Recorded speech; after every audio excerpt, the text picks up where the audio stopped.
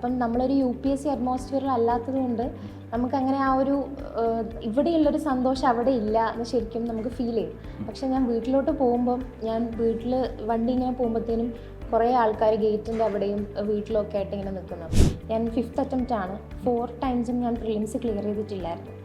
അപ്പോൾ അതുകൊണ്ട് എന്നെ സംബന്ധിച്ചിടത്തോളം പ്രിലിംസ് ക്ലിയർ ചെയ്യുന്നതാണ് ഏറ്റവും പാടായിട്ട് എനിക്ക് തോന്നിയത്. പക്ഷേ എനിക്കൊന്ന് ലീഡിൽ വന്നിട്ടാണ് എനിക്ക് ആ ഒരു കൂടുതൽ അറ്റൻഡ് ചെയ്യാനും അതേപോലെ ആ ഒരു കോൺഫിഡൻസ് ബിൽഡ് ചെയ്യാനായിട്ട് ഹെൽപ്പ് ചെയ്തത്. എസ്പെഷ്യലി ശരത് സാറിൻ്റെ ക്ലാസ്സസ്. ഞാൻ ആക്ച്വലി പ്രിലിംസ് കില്ലറിലുണ്ടായിരുന്നു. പിന്നെ ഞാൻ വേറെ ഇൻസ്റ്റിറ്റ്യൂട്ടിൻ്റെ ഒന്നും എടുത്തിട്ടുണ്ടായിരുന്നില്ല. നമ്മൾക്ക് അല്ലാതെ എക്സാം എടുക്കാറാകുമ്പോൾ തരുന്ന മോക്സ് അല്ലാതെ ഇപ്പോൾ പല പല ഇൻസ്റ്റിറ്റ്യൂട്ടുകളിലും ഉള്ള ഒരു ഓപ്പൺ മോക്സ് ഒക്കെ ഉണ്ടാവുമല്ലോ, അത് അറ്റൻഡ് ചെയ്തിട്ടുണ്ട്. അല്ലാതെ ഞാൻ ലീഡിൽ മാത്രമേ പ്രിലിംസ് കില്ലർ ചെയ്തിട്ടുള്ളൂ. ഇൻ്റർവ്യൂ പ്രിപ്പറേഷൻ ഞാൻ ലീഡിൽ ചെയ്തിട്ടുണ്ടായിരുന്നു. അനൂപ് സാറിനൂടെ 1-on-1 സെഷൻസ് ഉണ്ടായിരുന്നു, ഗ്രൂപ്പ് ഡിസ്കഷൻസിലുണ്ടായിരുന്നു. അതേപോലെ ഞാൻ മോക്ക് ഇൻ്റർവ്യൂസ് എടുത്തിട്ടുണ്ടായിരുന്നു. നമസ്കാരം. ലീഡിൻ്റെ സക്സസ് പോഡിയത്തിൽ ഇന്ന് നമ്മളോട് ചേരുന്നത് ഈ വർഷത്തെ സിവിൽ സർവീസ് പരീക്ഷയിൽ 831 റാങ്ക് കരസ്ഥമാക്കിയ അക്ഷയ ആണ്. Akshaya, welcome back to Lead. Thank you sir.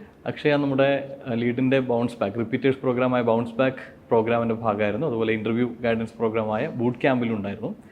അപ്പോൾ വളരെ കൺസിസ്റ്റൻ്റായ എഫേർട്ട് വിട്ടതിൻ്റെ ഒരു ഫലമാണ് ഈ റിസൾട്ട് എന്നുള്ളതിന് അഭിനന്ദനങ്ങൾ.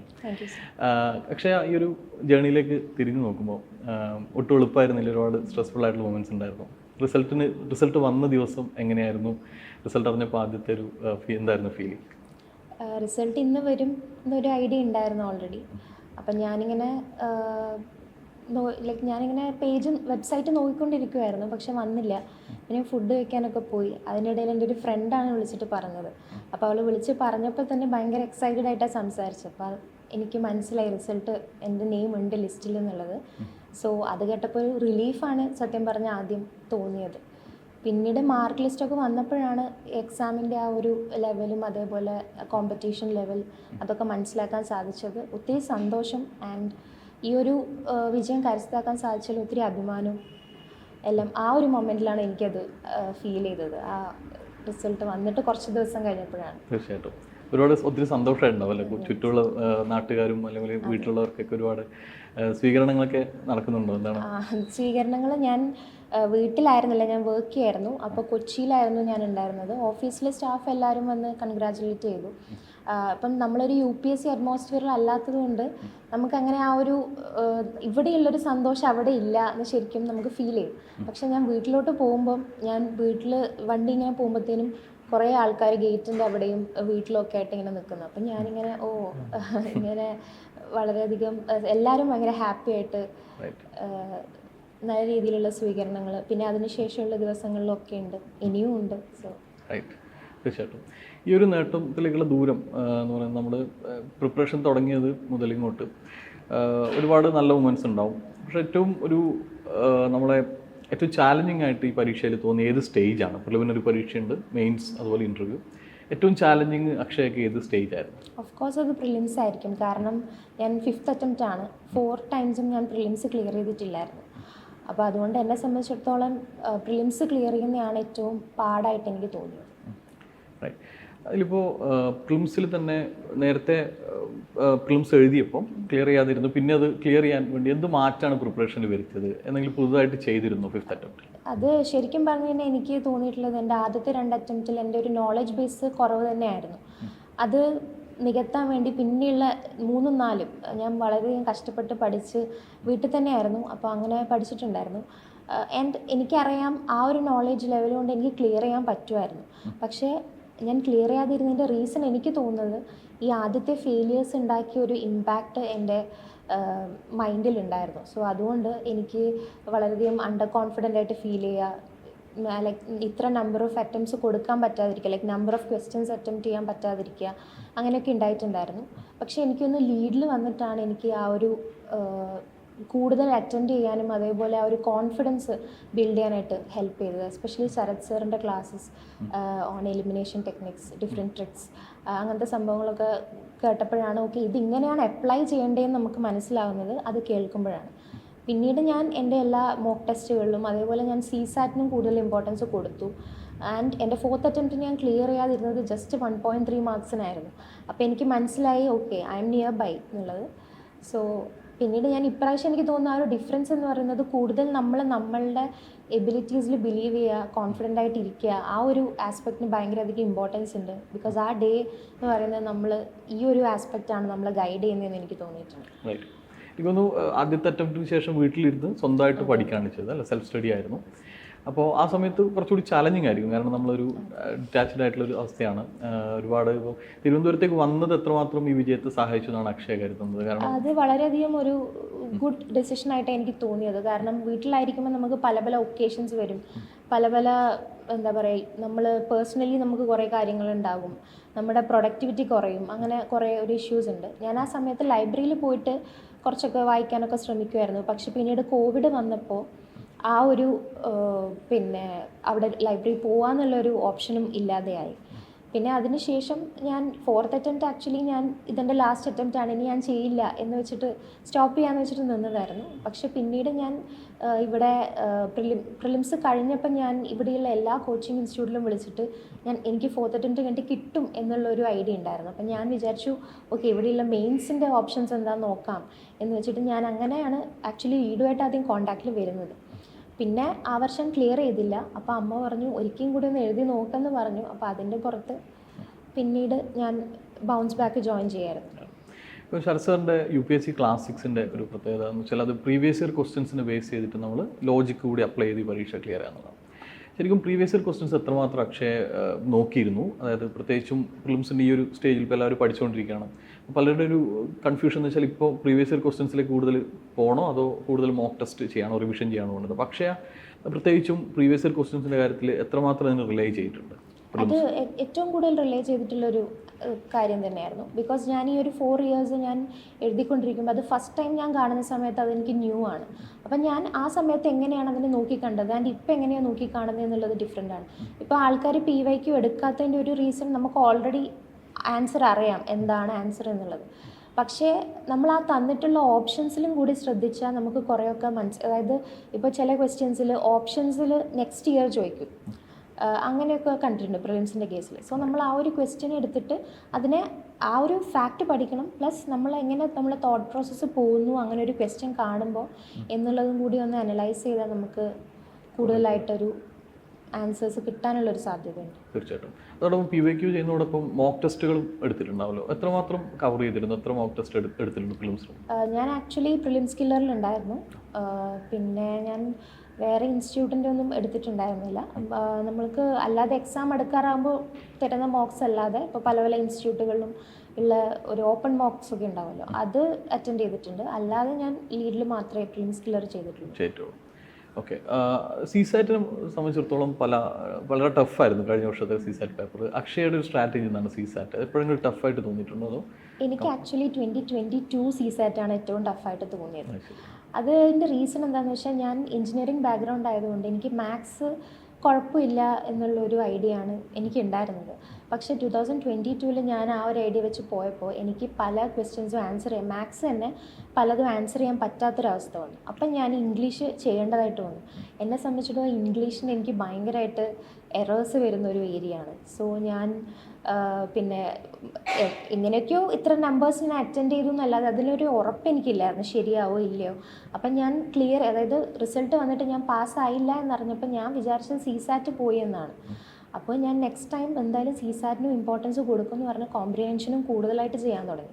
അപ്പോൾ അതെന്നെ ശരിക്കും പറഞ്ഞാൽ ഈ കഴിഞ്ഞ CSAT-നെ ഹെൽപ്പ് ചെയ്തിട്ടുണ്ട്. മാത്സ് എനിക്ക് തോന്നുന്നു ഞാനൊരു 20 ക്വസ്റ്റ്യൻസിലൊരു 15 ഓർ സംതിങ് ഞാൻ അറ്റൻഡ് ചെയ്തിട്ടുണ്ടാവും. ബാക്കി മുഴുവൻ ഞാൻ കോംപ്രിഹെൻഷൻ, എനിക്ക് കറക്റ്റ് ഓർമ്മയില്ല, ബട്ട് ആസ് എ ഹോൾ ഞാനൊരു 40 ക്വസ്റ്റ്യൻസ് ചെയ്തിട്ടുണ്ടായിരുന്നു. സോ എനിക്ക് തോന്നുന്നു കോംപ്രിഹെൻഷനും കുറച്ചെന്നെ ഹെൽപ്പ് ചെയ്തിട്ടുണ്ട് ആ ഒരു ഇതിൽ. റൈറ്റ്.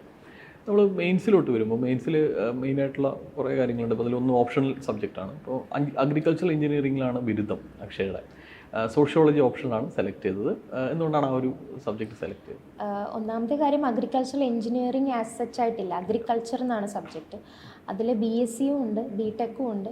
അപ്പോൾ BSc എന്ന് പറയുന്നൊരു സബ്ജക്റ്റ് എനിക്കൊരു കണക്ഷൻ ഇല്ലാത്തൊരു സബ്ജക്റ്റാണ്. അപ്പോൾ അതുമല്ല ഇപ്പോൾ നമ്മൾ ഫാക്കൽറ്റീൻ്റെ അവൈലബിലിറ്റി നോക്കുമ്പോഴാണെങ്കിലും നമുക്ക് അത് അത്രയും അവൈലബിൾ അല്ല.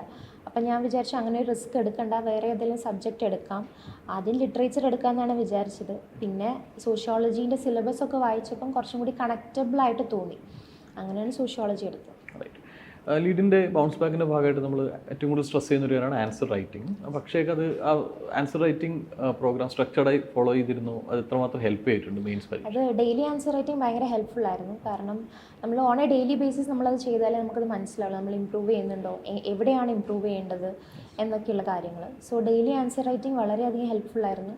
പിന്നെ അതേപോലെ എൻ്റെ മെൻറ്റർ പവിത്ര മാമാണ് എൻ്റെ മെൻറ്റർ ലീഡിലുണ്ടായിരുന്നത്. അപ്പം അവർ പറയുമായിരുന്നു, നമ്മൾ ഈ ഒരു ക്വസ്റ്റ്യൻ എടുത്തിട്ട് നമ്മൾ ജസ്റ്റ് ഒന്ന് ബ്രെയിൻ സ്റ്റോം ചെയ്തിട്ട് ഇപ്പോൾ ഏതാണ് ഇൻട്രോ, നമ്മൾ എന്താണ് എഴുതാൻ പോകുന്നത്, ജസ്റ്റ് എഴുതണ്ട, ജസ്റ്റ് ഒന്ന് ബ്രെയിൻ സ്റ്റോം ചെയ്ത് വെക്കാൻ.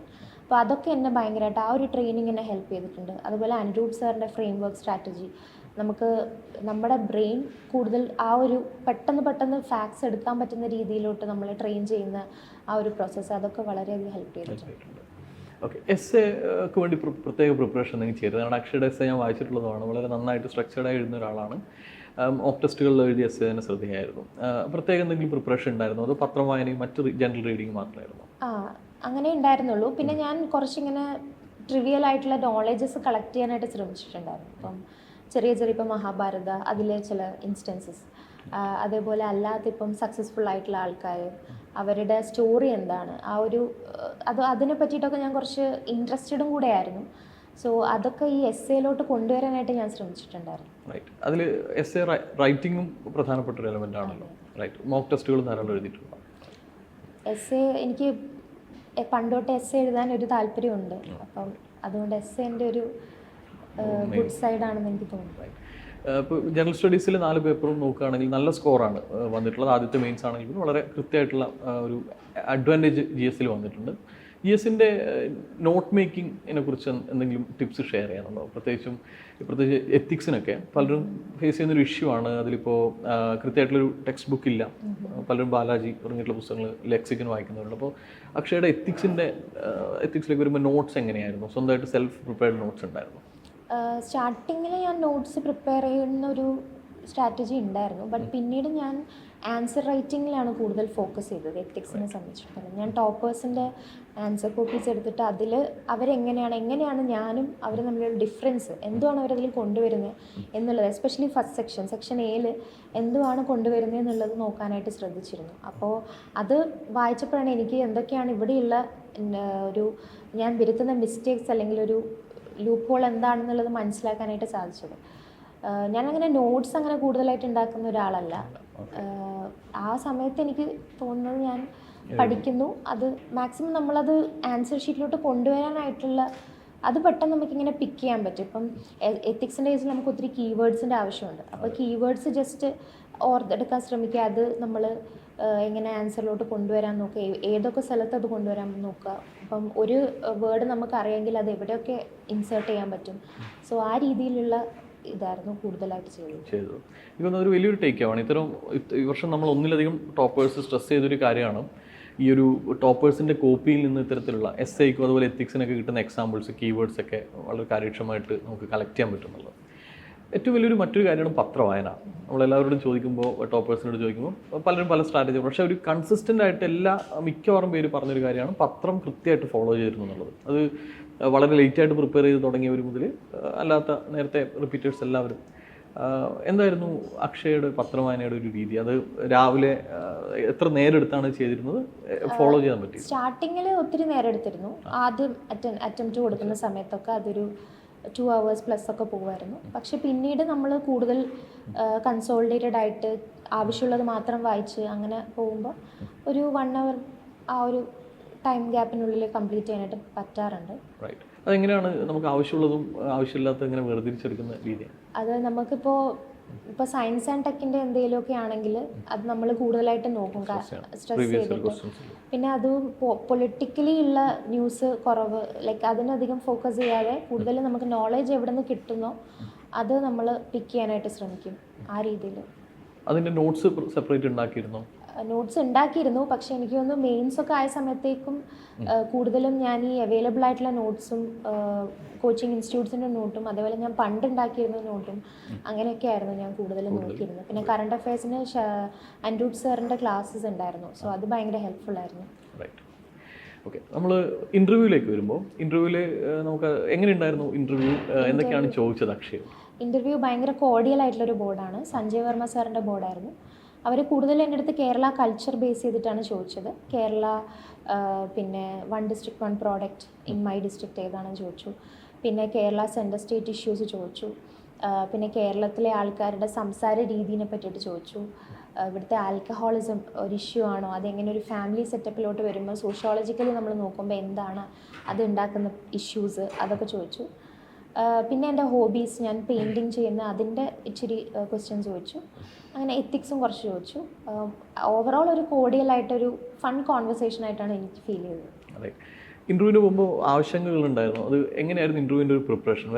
സെക്കൻഡ് ഫേസിലായിരുന്നു ഇൻ്റർവ്യൂ അല്ലേ? അപ്പോൾ എങ്ങനെയായിരുന്നു ഇൻ്റർവ്യൂവിന് വേണ്ടിയിട്ടുള്ള പ്രിപ്പറേഷൻ? ഇൻ്റർവ്യൂ പ്രിപ്പറേഷൻ ഞാൻ ലീഡിൽ ചെയ്തിട്ടുണ്ടായിരുന്നു. അൻഡ്രൂപ് സാറിനൂടെ 1-on-1 സെഷൻസ് ഉണ്ടായിരുന്നു, ഗ്രൂപ്പ് ഡിസ്കഷൻസിലുണ്ടായിരുന്നു. അതേപോലെ ഞാൻ മോക്ക് ഇൻ്റർവ്യൂസ് എടുത്തിട്ടുണ്ടായിരുന്നു. എനിക്ക് തോന്നുന്നു ഞാൻ ഫസ്റ്റ് ടൈം ഇൻ്റർവ്യൂ അറ്റൻഡ് ചെയ്തുകൊണ്ട് ഞാൻ ഭയങ്കര ആങ്ഷ്യസ് ആയിരുന്നു. ലൈക്ക് എന്ത് പറയണം, ഇവരെ മീറ്റ് ചെയ്യുമ്പോൾ നമ്മൾ എങ്ങനെയാണ് എങ്ങനെ അവരോട് സംസാരിക്കേണ്ടതെന്നുള്ളൊരു ഭയങ്കര ഡൗട്ട്ഫുള്ളായിരുന്നു. പക്ഷേ എനിക്ക് തോന്നുന്നു ഞാൻ ഇപ്പോൾ വർക്ക് ചെയ്യുന്നുണ്ട്. അപ്പോൾ അവിടെ ഞാൻ കാറ്റിലാണ് വർക്ക് ചെയ്യുന്നത്. അപ്പോൾ അവിടെ അഡ്മിനിസ്ട്രേറ്റീവ് മെമ്പറായിട്ടുള്ളത് IAS ഓഫീസറാണ്. അപ്പോൾ അദ്ദേഹത്തോട് എനിക്ക് ഡയറക്റ്റ് സംസാരിക്കാനായിട്ട് പറ്റി അവിടെ ജോലി ചെയ്യുന്ന സമയത്ത്. അപ്പോൾ അത് എന്നെ ഭയങ്കരമായിട്ട് ഹെൽപ്പ് ചെയ്തു. അങ്ങനെ അതേപോലെ ഭരത് ഭൂഷൺ സാറുമായിട്ട് എനിക്ക് സംസാരിക്കാൻ പറ്റി. കാരണം പുള്ളി അവിടുത്തെ മുന്നേ ഉണ്ടായിരുന്ന അഡ്മിനിസ്ട്രേറ്റീവ് മെമ്പറായിരുന്നു. സോ അങ്ങനെ ഒത്തിരി കണക്ഷൻസ് ആ ഓഫീസിൽ പോയതുകൊണ്ട് എനിക്ക് ഉണ്ടാക്കാൻ പറ്റി.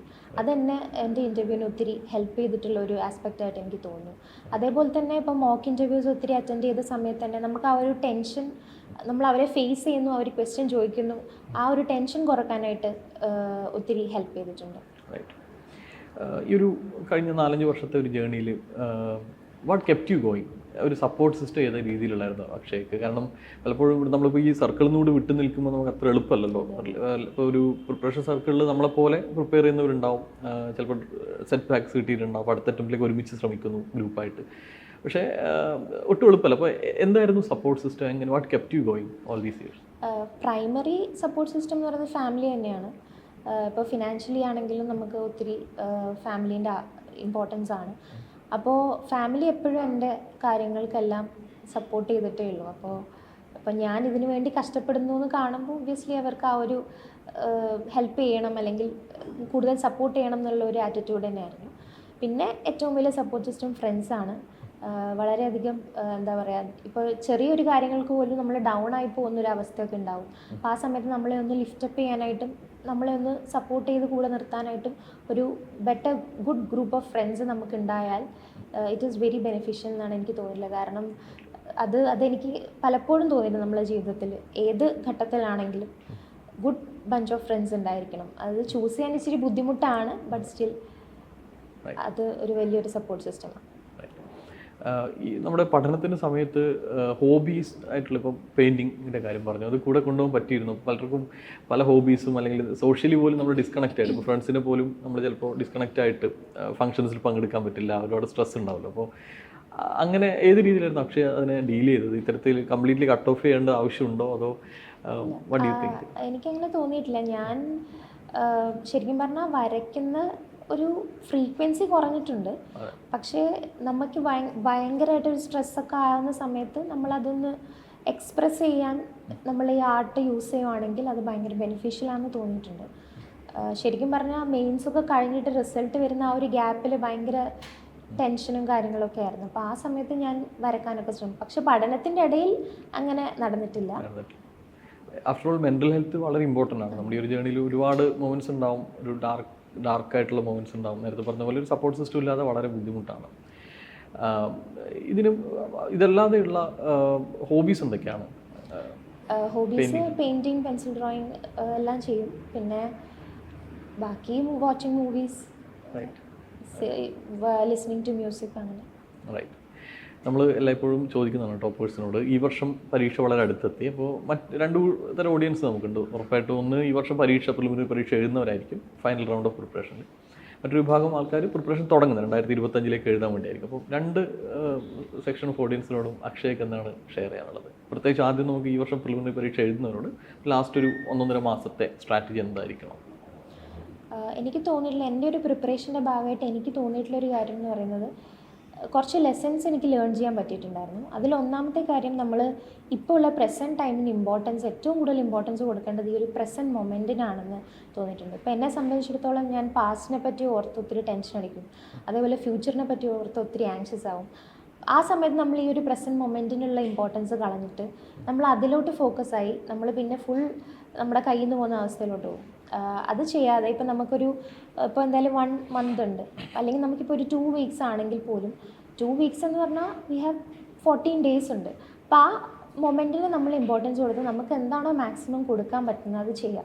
ഫ്യൂച്ചറിൽ റിസൾട്ട് എന്താണ് അതിനെപ്പറ്റി ബോദർ ചെയ്യാതിരിക്കുക എന്നുള്ളതാണ് എനിക്ക് തോന്നി ഈ ഒരു 1 year പ്രോസസ്സിൽ ഞാൻ ചെയ്തിട്ടുള്ളൊരു കാര്യം അതാണ്. അതായത് ഈ ഒരു നമ്മൾ ഫ്യൂച്ചർ റിസൾട്ട് വരട്ടെ, അത് നമ്മൾ ചിന്തിക്കാതിരിക്കുക, അത് വരുമ്പോൾ വരട്ടെ എന്നുള്ള ഒരു ആറ്റിറ്റ്യൂഡ് കീപ്പ് ചെയ്യുക.